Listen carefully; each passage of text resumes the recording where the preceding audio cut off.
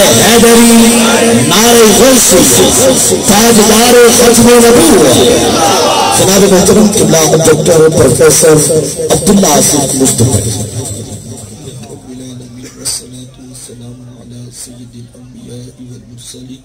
قال اللہ تعالی و تبارک فی القرآن المجید الفرقان الحمید لقد كان لكم في رسول الله أسوة حسنة صدق الله العظيم اللهم صل على سيدنا ومولانا محمد وبارك وسلم حمد و صلاة کے بعد انتہائی واجب الاحترام ذوی الاحتشام برادران اسلام السلام علیکم ورحمۃ اللہ وبرکاتہ۔ توفیق باری تعالی مجھے اور آپ کو حضور الاسلام کے ذکر جمیل کی سعادت مندیاں نصیب ہو رہی ہیں۔ دعا ہے اللہ تعالیٰ میری اور آپ کی حاضری کا ایک ایک لمحہ قبول فرمائے اور قابل عمل باتوں پر توفیق عمل نصیب فرمائے۔ آپ جانتے ہیں کہ جب میرے حضور پیدا ہوئے تو 7 دن تک اپنی والدہ حضرت آمینہ سلام اللہ علیہ کا دودھ پیا۔ 8ویں دن یہ اعزاز دشمن اسلام ابو لہب کی کنیز سویبہ کو حاصل ہوا۔ اس نے حضور کو دودھ بھی پلایا اور دیکھ بھال بھی کی۔ یہ چند دن کا دودھ تھا، یہ چند دن کی دیکھ بھال تھی، لیکن میرے آقا نے سویبہ کے اس احسان کو پوری زندگی یاد رکھا۔ مکے میں تھے تو میری ماں کہہ کے پکارا کرتے، مدنی دور آیا تو یہاں مدینے سے ان کے لیے کپڑے بھی بھجوایا کرتے اور رقم کا بھی بندوبست کیا کرتے۔ یہ ہے شریعت، یہ ہے سیرت جو حضور لے کر آئے۔ حضور تشریف فرما تھے کہ دور سے ایک بوڑھی خاتون کو اپنی طرف آتے دیکھا۔ میرے حضور کی نظر پڑی تو میرے آقا اٹھ کھڑے ہوئے، میری ماں پکارتے ہوئے اور دوڑ لگاتے ہوئے ان کے قریب پہنچے، پھر کندھوں سے وہ چادر اتار کر نیچے زمین پر بچھا دی جسے میں اور آپ کائنات کا قیمتی اثاثہ سمجھتے ہیں۔ اپنی والدہ کو اس چادر کے اوپر بٹھایا، کان لگا کر گھنٹوں ان کی باتیں سنی، اور جب وہ بوڑھی خاتون خود اٹھ کر واپس جانے لگی تو اسی نے راوی سے پوچھ لیا یہ آنے والی خوش قسمت خاتون کون تھی کہ حضور نے اپنے کندھوں کی چادر اتار کر ان کے قدموں کے نیچے بچھا دی؟ تو بتانے والے نے بتایا کہ تمہیں نہیں پتا، یہی تو حضور علیہ السلام کی رضائی والدہ حضرت حلیمہ سعدیہ سلام اللہ علیہ تھی۔ سگی ماں تو سگی ماں ہے یار، میرے حضور نے دودھ پلانے والی ماں کو بھی اتنی عزت عطا کی۔ ماں باپ کیا ہوتے ہیں یہ زمانے کو میرے حضور نے آ کے بتلایا۔ حضور تشریف فرماتے صحابہ بیٹھے تھے، ایک نوجوان حاضر خدمت ہوا، آ کر عرض کرتا ہے کہ حضور میں نے اپنی ماں کو کندھوں پر اٹھا کر اللہ کے گھر کعبہ کا طواف کروایا ہے، تو کیا میں نے اپنی ماں کا حق ادا کر دیا؟ حضور فرمایا کہ تم تو اس کی ایک مسکراہٹ کا بدل بھی نہیں دے سکے۔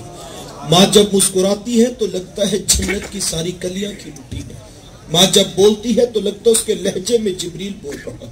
ماں کے چہرے کی رونق کائنات میں اجالے بھر دیتی ہے، اور ماں کے چہرے کی اداسی کائنات سے روشنیاں چھین لیتی ہے۔ ماں باپ کس قدر اہمیت کے حامل ہیں۔ میرے حضور ایک دن صحابہ کو نماز پڑھانے آئے، تاحد نگاہ صحابہ نے اٹھ کر حضور کا استقبال کیا، محبتوں بھرا یہ ہجوم دیکھا تو چھم چھم آنکھوں سے آنسو برسنے لگے۔ ایک ٹھنڈی آہ بھری اور کیا فرمایا، لو ادرکت والدیہ او احدہما، کاش آج میرے ماں باپ بھی زندہ ہوتے یا ان میں سے کوئی ایک ہی زندہ ہوتا، پھر میں لوگوں کو نماز عشاء پڑھا رہا ہوتا، اس میں سورہ فاتحہ کی تلاوت کر رہا ہوتا، پھر میری ماں کو میرے ساتھ کوئی کام یاد آ جاتا، وہ دروازے پہ آتی، چلمن سرکاتی، اپنے میٹھے اور پیار بھرے لہجے میں فرماتی، ابنی محمد، میرے بیٹے محمد میری بات تو سنو۔ کہا لوگوں میں نماز کا مصلی چھوڑ کر پہلے ماں کی بات کو سن لیتا۔ زمانے کو عملاً بتایا کہ ماں کا وجود کتنا معتبر ہے۔ ماں باپ کیا ہوتے ہیں یہ زمانے کو میرے حضور نے آ کر بتایا۔ حضور تشریف فرماتے صحابہ بیٹھے تھے کہ ایک نوجوان حاضر خدمت ہوا، آ کر عرض کرتا ہے کہ حضور میں جہاد پہ جانا چاہتا ہوں۔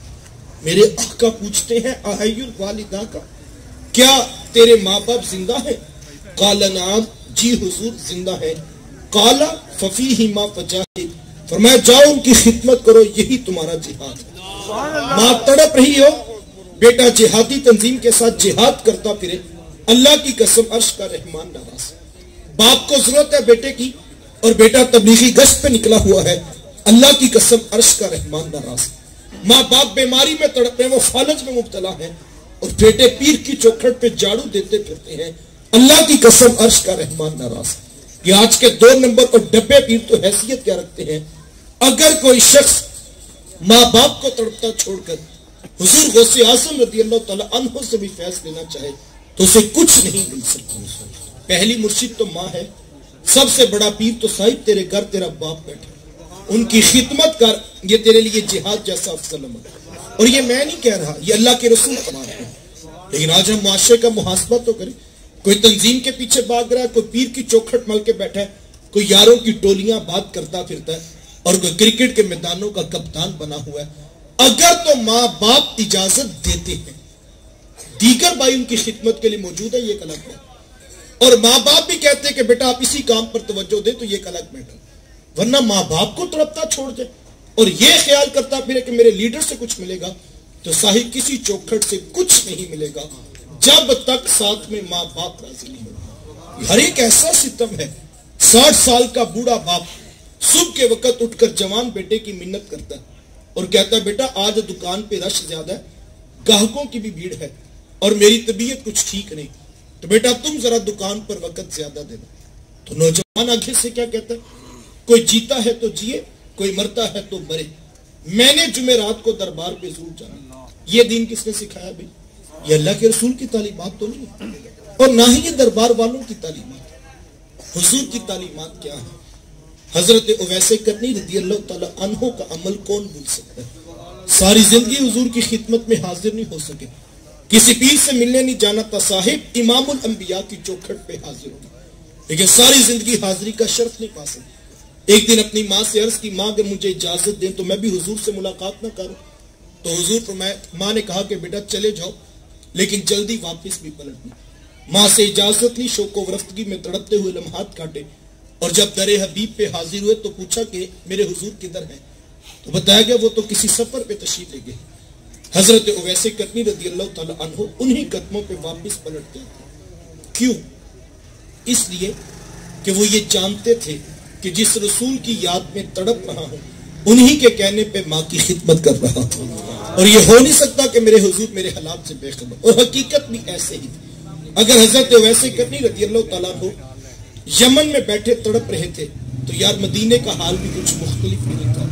میرے آقا یمن کی طرف رخ نور کرتے ہیں اور اپنی قبا کے بٹن کھولتے ہیں اور ٹھنڈی ٹھنڈی سانسیں بھرتے ہیں، اور حضور فرماتے لوگوں مجھے یمن سے یار کی خوشبو آتی ہے، اور اس کی وہ اتنا پیار کرتے ہیں، بیٹھے یمن میں اور آپ کو یہاں خوشبو آ رہی۔ حضور فرمایا وہ میرے سے بڑا پیار کرتے ہیں، اور اس کی حضور اتنا پیار کرتے ہیں تو پھر ملاقات کے لیے کیوں نہیں آئے؟